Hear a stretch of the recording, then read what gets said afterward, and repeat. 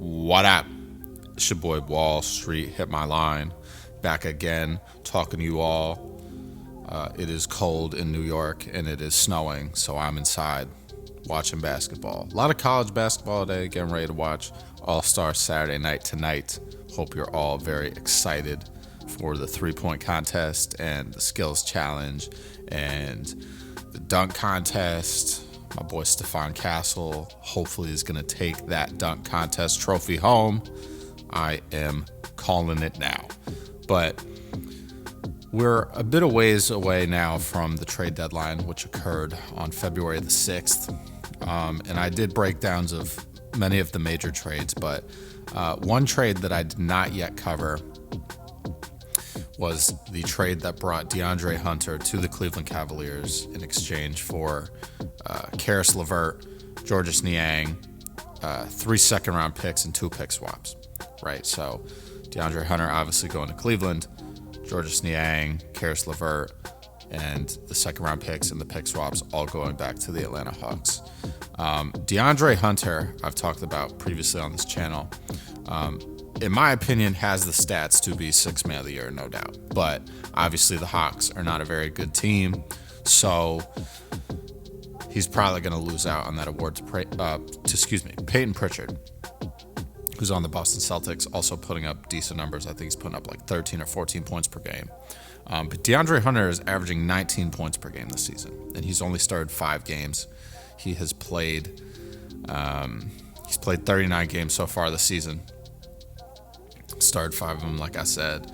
37 of those games was with the Hawks, 2 so far with the Cleveland Cavaliers.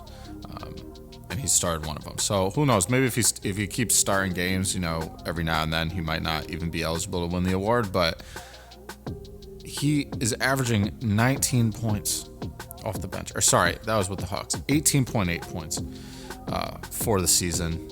Only started 5 games. And he is just having, undoubtedly the best season of his career. He is shooting 40% from three-point range, a career high.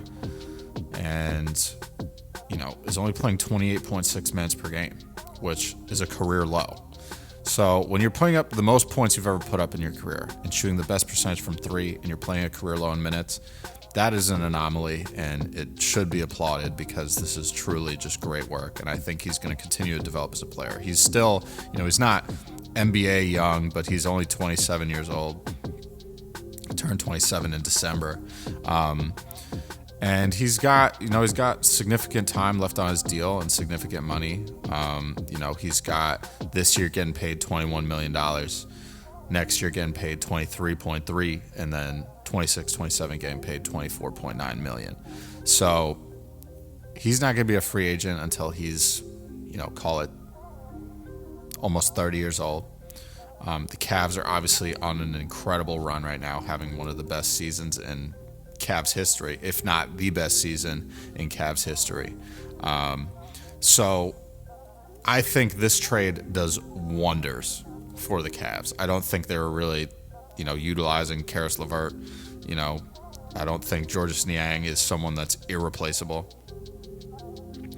And, they're sitting at a league best record tied with the Oklahoma City Thunder at 44-10. Win percentage of nearly 82%.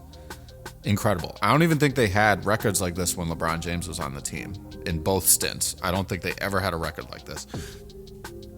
So it's very likely they're going to end the season with 60-plus wins.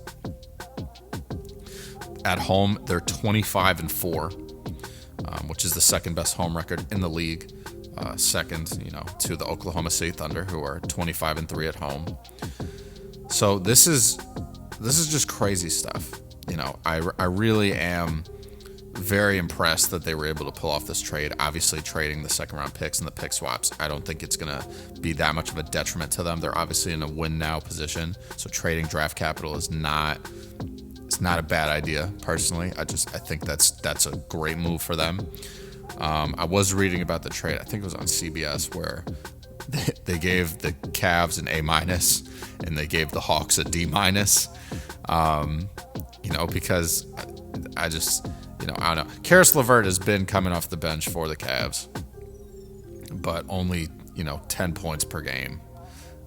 24 minutes a game, right? So he's playing RA, he's playing better with the Hawks. 27 minutes a game, 15.7 points in 3 games so far with the Hawks. And people forgot about Caris LeVert. He has a career high in points of 51. So he's a good player. He's on an expiring deal, though, so he's probably not going to stay with the Hawks after the season. I would imagine he signs elsewhere, probably with a contender. He's a little bit older than DeAndre Hunter, 30 years old. Will be 31 by the time next season comes around. He will turn 31 in August. And Georges Niang, I think I might have said before, but he's like the most unathletic player in the NBA, right? Like he doesn't need to necessarily be athletic. I mean, he's a shooter. He's a stretch 4, could be stretch 5, honestly, if you want to, but he's not really a great rebounder. But he's an enforcer. He gets under guys' skin. He just, he plays hard. He's a great locker room guy, in my opinion. But he's not, he's also older. He's going to be 32 in June, putting up 9 points per game this season. And, he's also playing better on the Hawks now. Has put up 15 points a game in 3 games so far with the Hawks. So I don't know, maybe this will turn out to be a good trade for the Hawks, but I don't think it is. The Hawks are just not very good going into the All-Star break. They're 26 and 29, right? Trae Young is still decent. He got named to the All-Star game due to Giannis being injured, so that's a plus for Trae Young. But this team is just, I say it time and time again, the worst place that you can be in the NBA is in that mediocre range where you're kind of in the play-in, and if you miss the playoffs, you get like the 13th or 14th pick.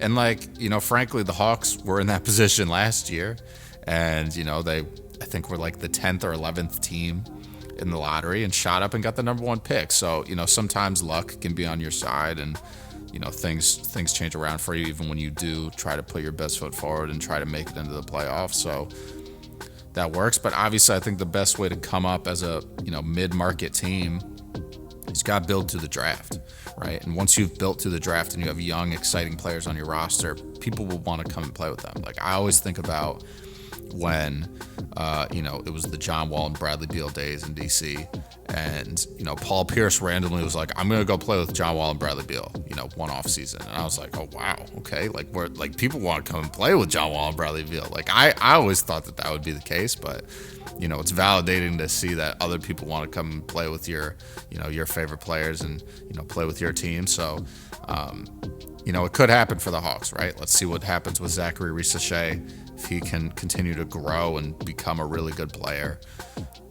it's gonna be a long road for them, though. I don't think they're gonna be in contention anytime soon. But I think if you can, hopefully, if they're not gonna keep Trae Young, they gotta at least dish him out and get something in return, because they have a lot of draft picks that are owed to San Antonio, so they might not even be retaining a lot of their draft picks in the future. I'm pretty sure their pick this year is going to the Spurs, so they really do got to make it to the playoffs, because it doesn't really matter to them. And if they lose, they're only strengthening the Spurs. So, we'll see what happens. But I think the Cavs pulling off this trade, getting DeAndre Hunter, it just solidifies their chances of making a deep playoff run, in my opinion. Getting a 6'8", 225-pound, combo forward that can stretch the floor and score with ease. There's really not much else I can say. So, Caris LeVert, I think, was, good for them. I think Georges Niang was good for them too, but I think adding DeAndre Hunter and losing the two of them is a net gain for the Cavs. And I wouldn't go so far to say that the Hawks messed up this trade. I don't think it was a bad trade by any means. I think they're getting Caris LeVert's expiring contract. It gives them a little bit more flexibility. And obviously they still weren't winning with DeAndre Hunter on their roster. So, why not try and go a different direction and see what happens. But I want to know what you guys think, man. So please leave some comments down below. What do you think about this trade? Do you think the DeAndre Hunter trade helps the Hawks? Do you think it helps the Cavs? I want to know what you think. As always, if you enjoyed the video, please leave me a like. If you're not already subscribed, go ahead and hit that subscribe button. Without further ado, I'll catch you guys with the next one. Stay safe, handle business, stand on business. Peace.